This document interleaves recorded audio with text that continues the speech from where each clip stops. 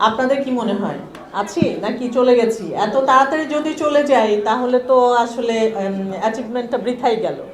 আমার তো মনে হয় যে এটা তো সহজে মুছবে না এবং আমি মুছতে চাইও না। এটা থেকে যাক। আমার মনে হচ্ছে যে এই উপাধিটা থেকে যাক, ফুপুটা। আমার কাছে তো মনে হয় প্রথম যে ব্যাপারটা সেটা সবার মাইন্ডসেট থাকে যে ফুপুরা ভালো হয় না।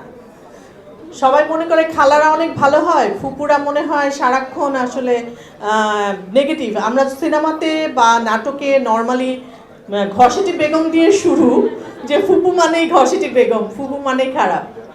তো সেই ফুপু যখন এত ভালো একটা ফুপু এবং এত মায়াবী সবার সাথে, ফ্যামিলির সবার প্রতি এত মায়া যার, আমার কাছে মনে হয় এটা সবার আগে সবাইকে নাড়া দিয়েছে।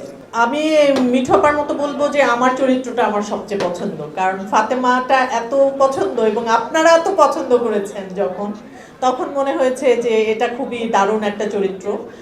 আর এর বাইরে গিয়ে যদি বলি তাহলে আমি বলবো যে কাজ তো আসলে অনেক কাজ করি সারাক্ষণ, যেহেতু এটা আমার প্রফেশন, এই কাজটাই করি আমি। প্রয়োজনেও আমাকে কাজ করতে হয়, কিন্তু জব স্যাটিসফ্যাকশন বলে একটা কথা আছে, সব চরিত্রের থেকে কিন্তু জব স্যাটিসফ্যাকশনটা আসে না। এই ক্যারেক্টারটা করে আমার কাছে মনে হয়েছে যে হ্যাঁ, প্রপার জব স্যাটিসফ্যাকশনটা আমি পেয়েছি। কারণ এই গল্পে রাজ প্রত্যেকটা চরিত্রকে তার একটা জায়গা দিয়েছে এবং প্রত্যেকটা ক্যারেক্টারের একটা শুরু আছে, শেষ আছে, এন্ড আছে। প্রত্যেকটা চরিত্র বিস্তার লাভ করেছে। এই বিষয়টা কিন্তু সব ডিরেক্টররা করে না। আমাদের দেখা দেখে এখন অনেক ফ্যামিলি গল্প হচ্ছে। আমি বলবো যে ঈদে প্রায় প্রচুর ফ্যামিলি গল্পের অফার আমরা পেয়েছি এবং কাজও করেছি অনেকগুলোতে, কিন্তু করতে গিয়ে দেখা গেছে যে আসলে তেমন কিছু করার নাই।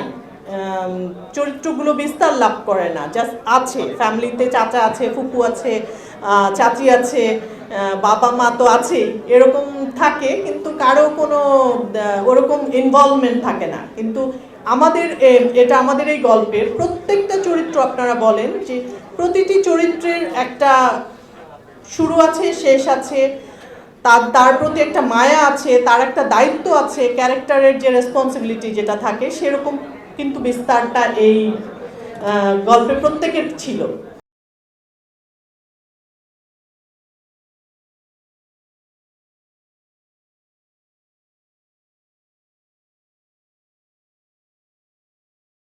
সাকসেসটা হচ্ছে মানুষের ভালোবাসা। এই যে আপনারা আমাকে বলছেন জাতীয় ফুপু বলছেন, বা রাস্তাঘাটে মানুষ দেখলে পরে, কালকেই একজন, আমি একটা দাওয়াতে গেছি, উপরে উঠছি, নিচে বলছে এই যে ফুপুকে পেয়েছি, ফুপুকে পেয়েছি, এরকম একটা ব্যাপার মানে বলতে থাকে। তো এটাই তো আমার কাছে মনে হয় যে অনেক বড় সাকসেস। এবং মানুষকে নাটক নাকি দেখে না, একটা সময় আমরা বলেছি বা আমরা শুনেছি যে মানুষ নাটক দেখে না, আর এখন শুনি যে প্রতিটি মানুষ, ফ্যামিলির যে বাচ্চাটার বয়স 3 থেকে 4 বছর, সে থেকে শুরু করে 80-90 বছর বয়স ফ্যামিলি মেম্বার, প্রত্যেকটা মানুষ এই নাটকটা দেখেছে এবং এই নাটকটা দেখে। এটাই আমার কাছে মনে হয় সবচেয়ে বড় সাকসেস।